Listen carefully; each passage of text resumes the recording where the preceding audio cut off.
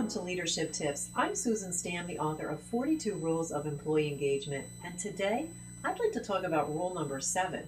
Everyone needs feedback.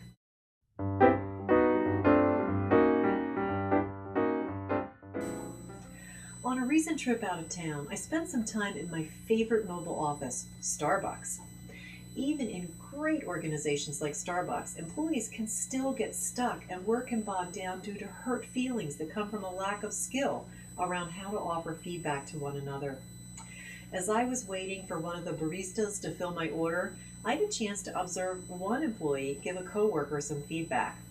The employee was preparing to fill an order, and I watched as she paused in front of the equipment with a tense expression on her face.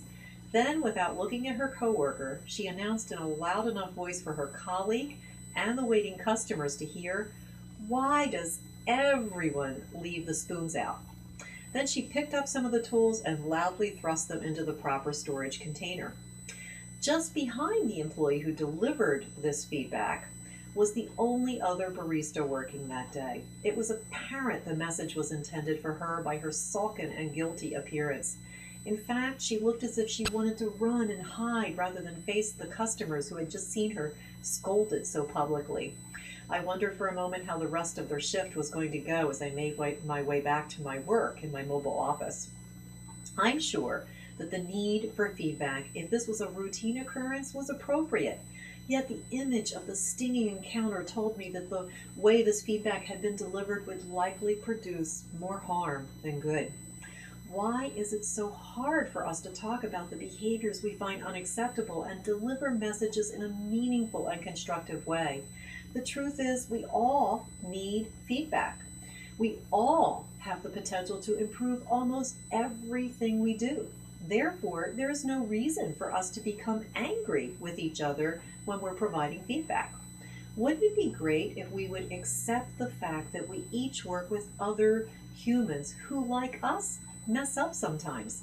If it's an occasional mess up and it doesn't create huge and costly errors, perhaps we can even look the other way, just as we hope our coworkers will do for us. If the mess up is routine and it's affecting our ability to achieve results, or if it's costing our organization money, we need to learn how to deliver the message appropriately.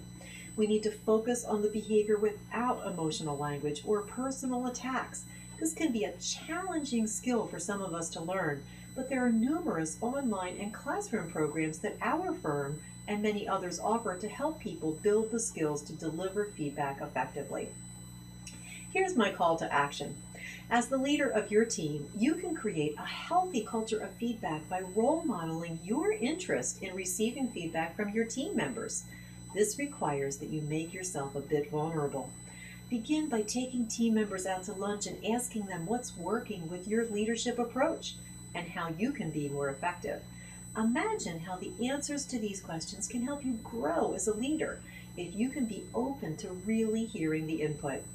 Put aside any defensiveness and be a role model for how to receive good feedback.